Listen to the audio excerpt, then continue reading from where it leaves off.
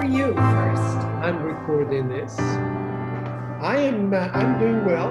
I'm doing well. I am engaged in this project, so it keeps my mind active. It's something that I think is useful, helpful, especially to me in this moment, but also talking to people with others. My family is fine in Italy. My mother is fine. Good. So yeah, that's and I'm here in San Antonio, engaged in what is happening. So to give you some kind of a thank you, first thank you for taking the time to talk with me, with us, really. To give you some kind of context in this project, this is a project with the Trinity University, and is funded by the Mellon Foundation. And it is a project that is called Performing Human Rights.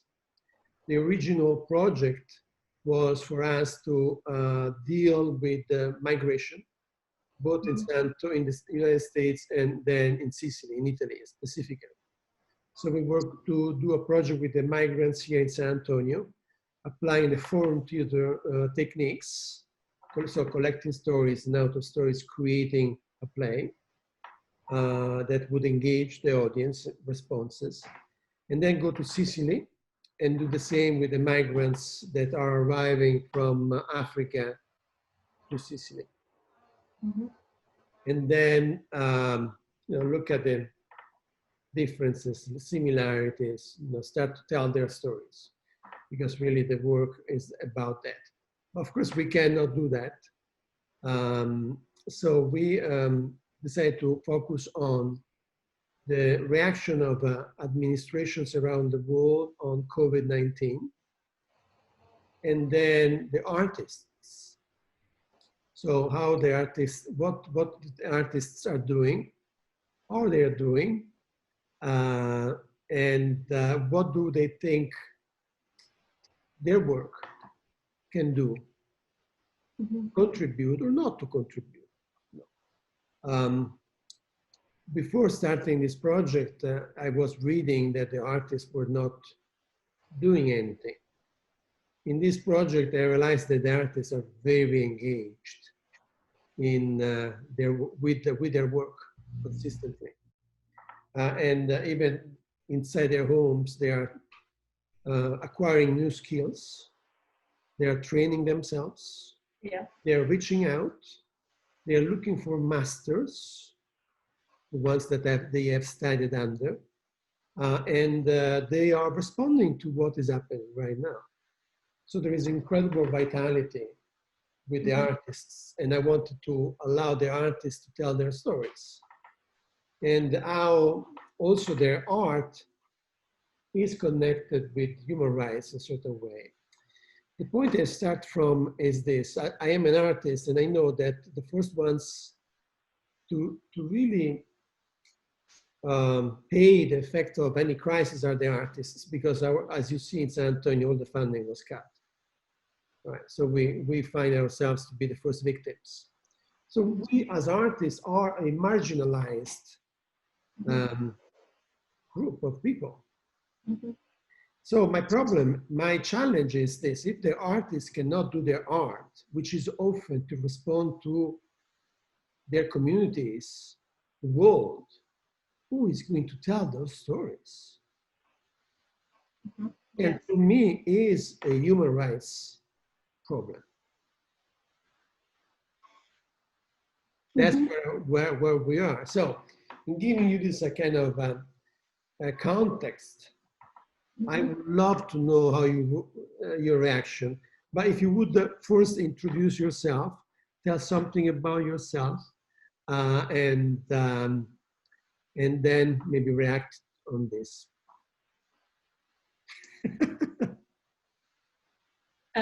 My name is Paula Owen. My profession is as president of Southwest School of Art. I am also an artist. So welcome, Paula. So how is so what was Paula doing just before COVID-19 hit United States and then how that changed then for you. Then we'll get into the bigger picture. Southwest School of Art launched a Bachelor of Fine Arts degree program in 2014. And like any startup, even though we've existed for over 50 years, we added the BFA program.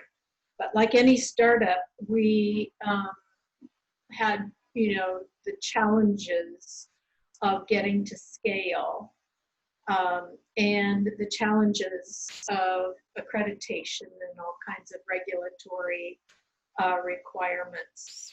So my focus was really on the mechanics of making this new program work, because it's the only one in the state of Texas. There are other art schools throughout the United States, of course, but there isn't one in Texas, which is surprising to most people. Mm. And it seems important because there are those people who are so very focused on their passion that they really don't care about you know, football and partying and a lot of the other disciplines that are available to them at a full at a college or university with a full program. So they want to be surrounded by students who have the same, who are driven like they are, and they want their faculty and their facilities and their program to be as focused as they are. So my position was, you know, or my role was to raise money to make it happen, to help to convey the story and the reasoning behind it and the successes and purpose of the new venture, and to keep everyone headed in the right direction. That's what I was doing in my day job. In my own studio, I was working on a series of abstract paintings like the ones behind me, but without a lot of enthusiasm. And how has it changed since then? Well, I've been scrambling to keep my institution together. I've been having to make a lot of painful decisions about faculty and staff. I've continued to work to raise money, but it's been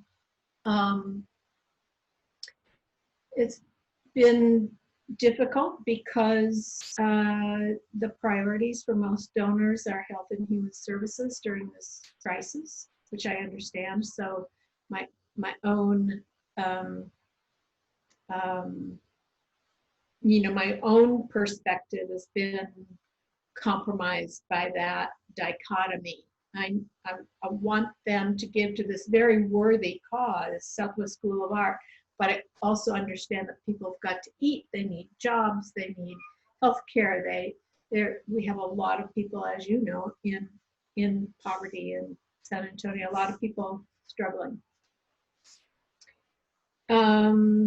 And the first thing I did was, after we closed down all of our programming and events and went home to our Zoom meetings, I combined my studio and my office. And so I get to come to my studio every single day and work. And I find myself working on my art and working on my duties as president of Southwest School of Art, more seamlessly. So what did you have discovered in this new world where you are at the same time the president of an institution and an artist?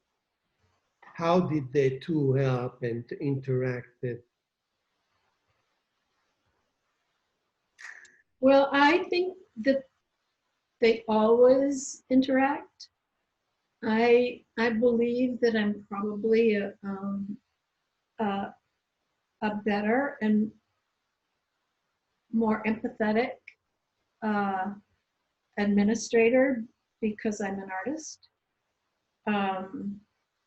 I'm not sure everyone would agree with that, but I think I understand the artists that I work with on a day-to-day basis better than some of the other administrators. And so my priorities have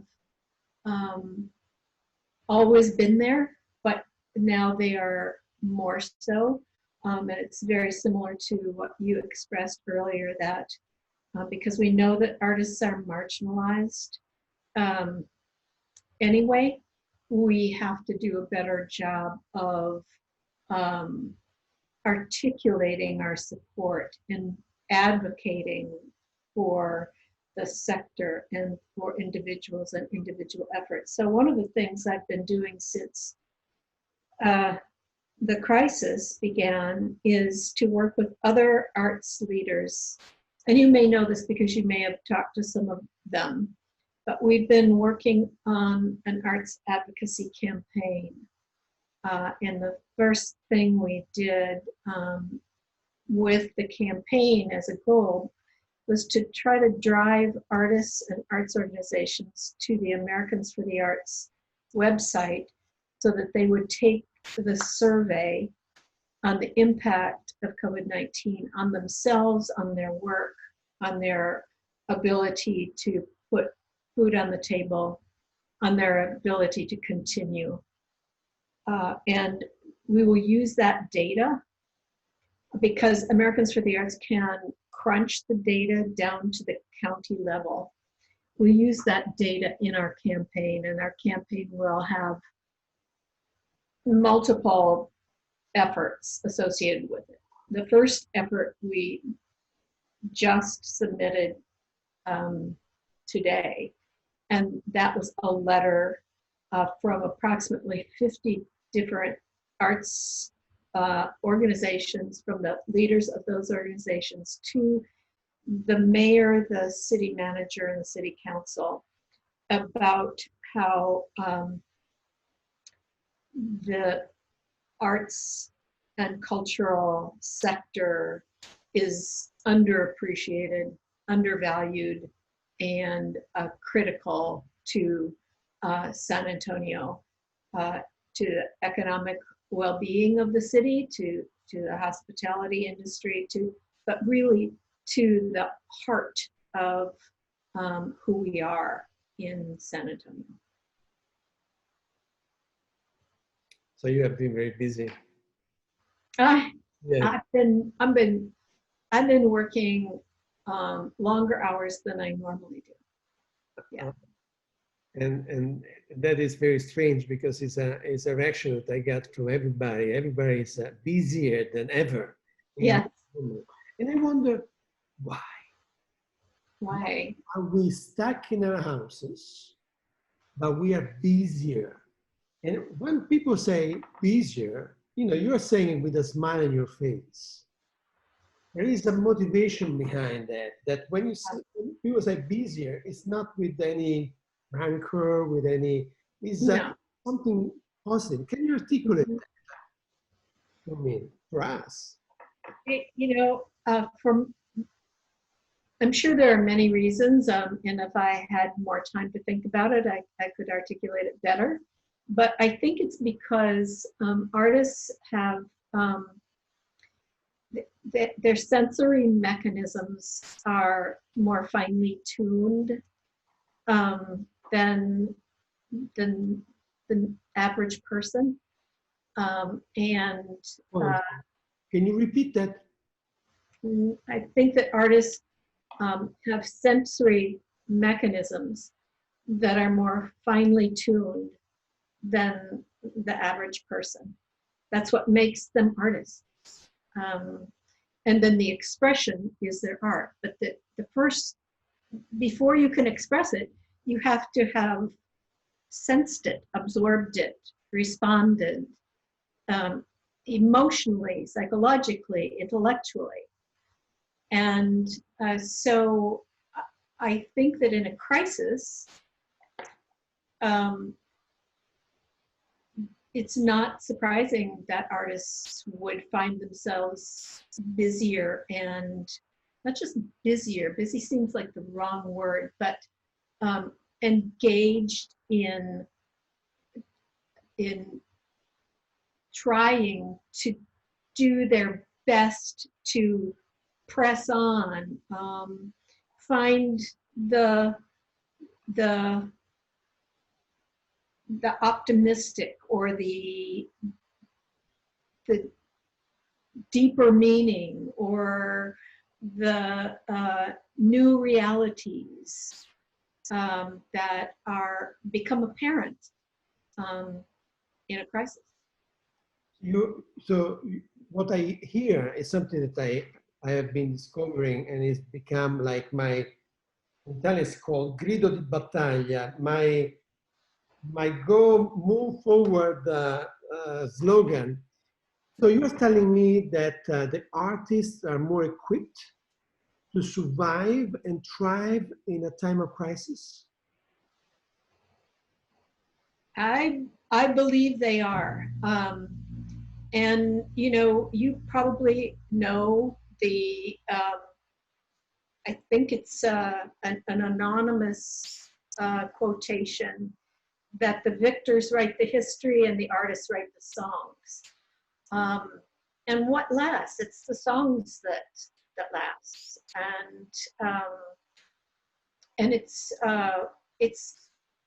the human condition is what we all share, but most people aren't aware of the human condition until they read the poem, see the play, get absorbed in the painting or the sculpture, or hear the music. And so the awareness of the human condition is the role of the artist. And in getting a feedback from the artists that I've been talking with in the past 2 months, I kept asking myself a question. That is, my question continues to ask: why are the artists in this moment the one that seem to better equipped to overcome this crisis? And then it dawned on me, the artist is always in crisis. We live in crisis. We go from crisis to crisis. That's true. That is true. And in this need of crisis, I'm talking about you, the artist that goes into the studio and has a creative crisis, right? What do? You start to troubleshoot it, to solve it. Right? You start to look at your art, at your challenge from every angle, even those angles that do not exist, right? And you enjoy it. And you enjoy it, yeah. And you, as an artist, are always with limited resources, and always make the best out of those limited resources. We have to be very good at budgeting, because we have always little money. But we always are very good at finding priorities. That's right. Right? Living with ambiguity too. I think that's another. I like ambiguity. Yeah, right. And we never know where our next paycheck comes from, but always it arrives. Always arrives. We create, we survive. So my question is this: I have been trying to talk to the mayor for the past 6 weeks. and I'm going to write a letter to him. The point of the letter is this. Where are the artists that can help you solve the problems? Why can't the artists be seated at the table? Mm-hmm. Because they are the best ones to give you solutions, because we are used to find solutions. We are used to crisis. We are the model for the rest of the community. Yes. Figure out how to survive. Mm-hmm. You see, everybody's cooking, playing music, painting. So they are in the automatic mode. They go into that mode of creativity. But we are never called. Yeah.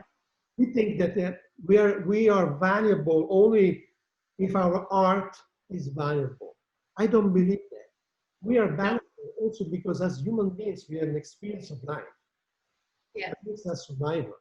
In this time, we need the artists that have been training for lives to survive, to be leaders, to give suggestions, to find solutions. I will send you the letter because you, those thoughts are not as beautifully put as you just stated them, but they are in the letter that we just sent, that we need to be at the table. I love it. Yeah. But not asking for anything, but contributing to the solution. Because the idea is that if we get a place at the table to solve the problem, then we have to stay at the table after we have solved the problem and build a better San Antonio. And not, it seems to me that funding the artists through the tax on the tourist tax is not the only solution. No. Has failed us. Yeah. Right? There must be other ways to find. Yeah. So, yes. So true. So true. Yeah. But power structures are hard to change.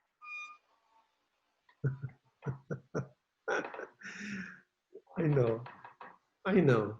But don't you think this may be the time when some of this can be at least cracked? Yes. I hope. Not changed, cracked? I hope so. I hope so.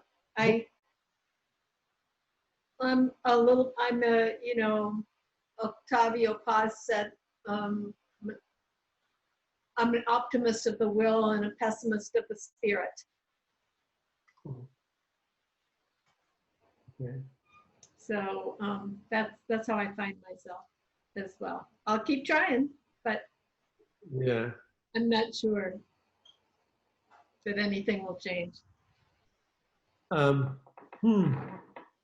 So if something were to change, where should we start from? Where would the change come from? Oh. Well, I think we're already seeing some revelations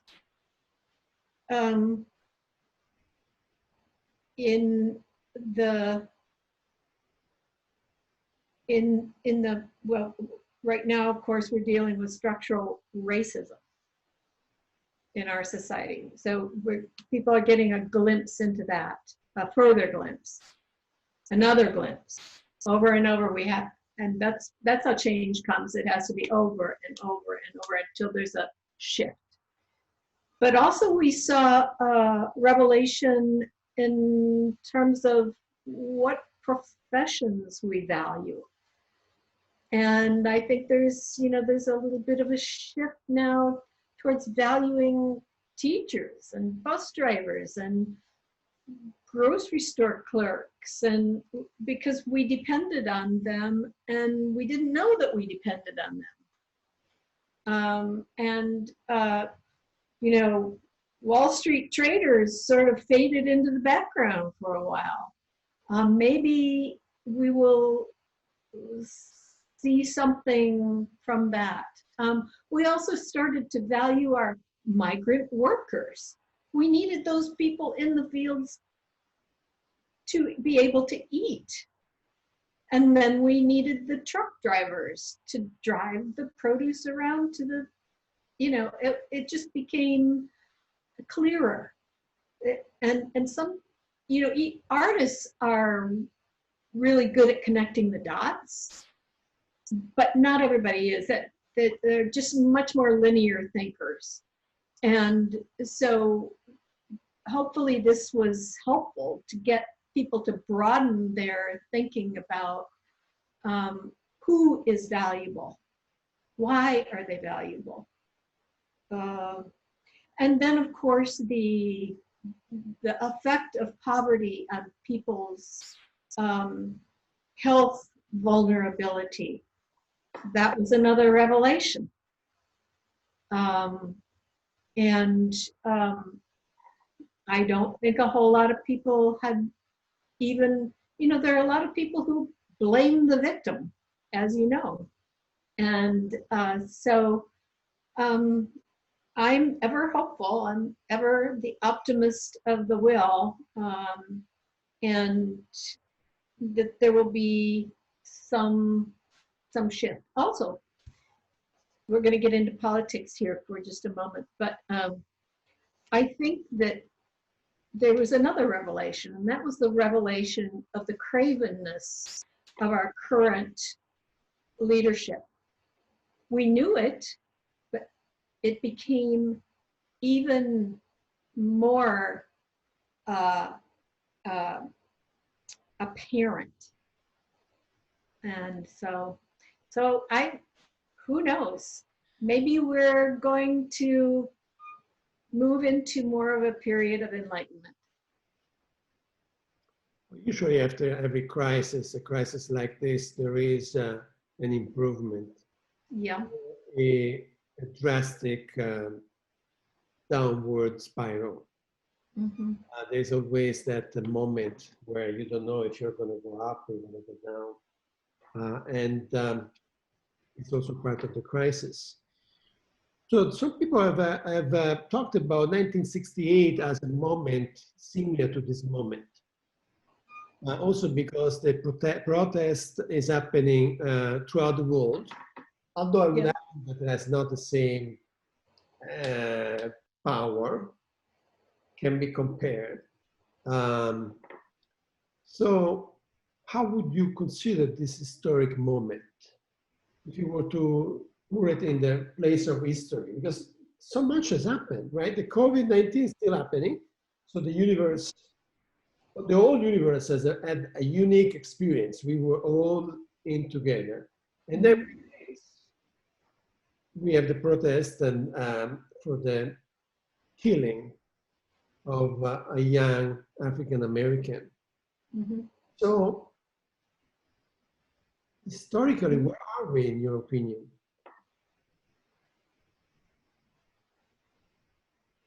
Well, as you know,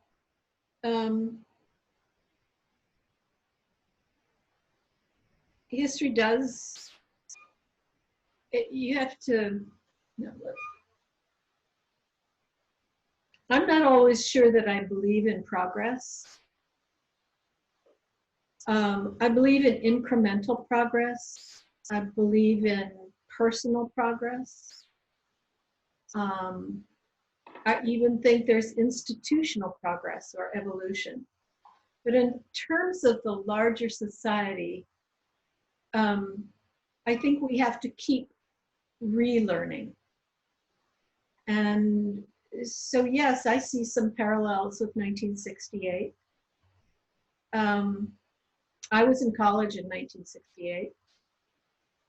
And so I was part of those protests and part of that upheaval,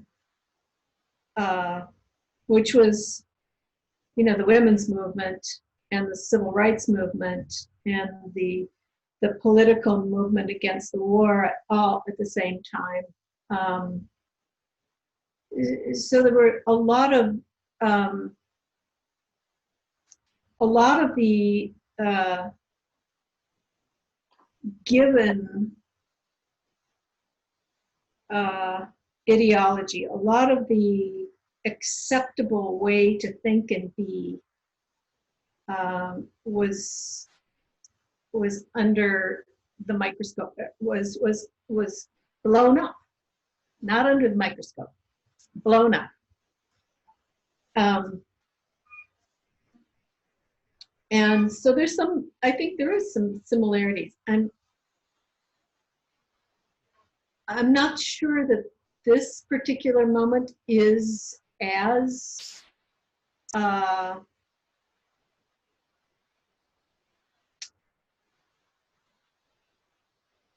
you know, it has as many facets of change associated with it, but maybe I think we're still in it. So we have the benefit of reflection regarding 1968, and we're not quite there yet for this time. So just to finish up, let's talk about your work. I see it. Is that what have you painted since? Oh, I've painted something completely different. Oh my goodness! Completely different. It's not in this. It's not in this room, but I did a completely different piece. That is, I think I didn't know it at the time. Of course, that's the way it always goes. But I think it's very reflective of how threatened I felt. Even though it's quite lovely and sort of poetic, and but there's some threatening elements in it. I have an image of it I'll send to you. Oh, I would love to see it. I would like to see the difference between your previous work. Because he's, so subconsciously, because as artists, we always go inside, right? Even when we talk about outside, we go inside and we go to these archetypes of the unconscious there. Yeah. So going inside, you found something different that came out. So well, I see that you are an abstract painter. So you work by symbols, right? Often. Work what? By symbols. You create a world of symbols. Yes, symbols and relationships, and yeah. So what is this world, this internal world? We have talked about the outside. Now I am interested, as any artist. I know that your internal world is full of images, full of life. To finish up this conversation, would you give us a glimpse into this imagery, this that you have in this moment? Because I think it's revealing of so much. Mm-hmm. I haven't given it much thought yet. I have been, so let me explain first of all that I suffer from imposter syndrome. And I occasionally feel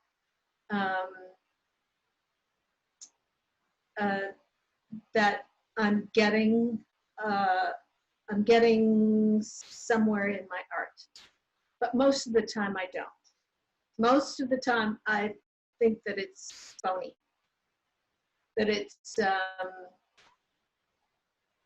not worthy. But I don't worry about it because I have this other big job, and so I realize that someday I'll be able to give my studio work the psychic energy that I want to give it. So, but for the time being, I just continue to work. And I think that's enough. And sometimes I think there's something there, and then most of the time I don't. So you need to know that first. I admire artists who have something important to say, but I don't have something important to say. My important thing to say is through my role at the school right now. So just wait. My old age is going to be amazing.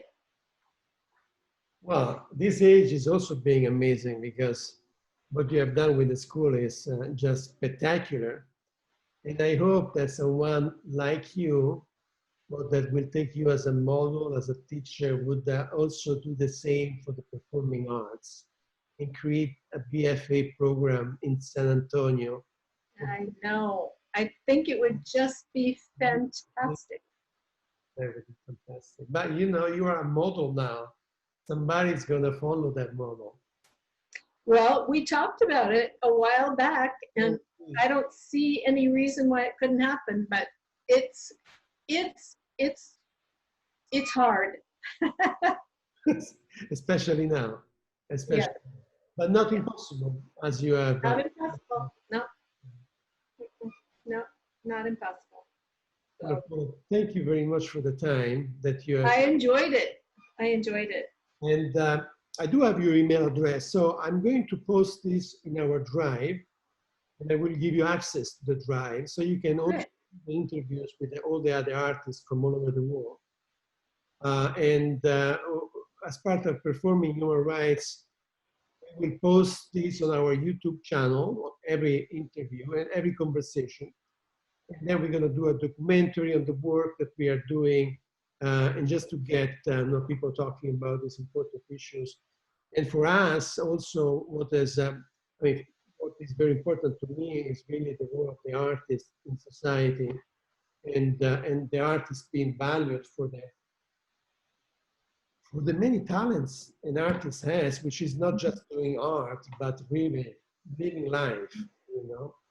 So this has been, this is part of the project. So thank you for taking the time. And thank you for asking me. Yeah, no, that's wonderful. And thank you also for all you're doing with the community. I appreciate it. Oh, thank you. I'll send you a copy of the letter, and to. I'll send you an image of the piece that I created since the coronavirus took over our lives. I would love to see it. Thank you. Thank you very much. Thank you. I hope to see you again soon. Me too. Keep safe. Stay safe. You too. Bye-bye.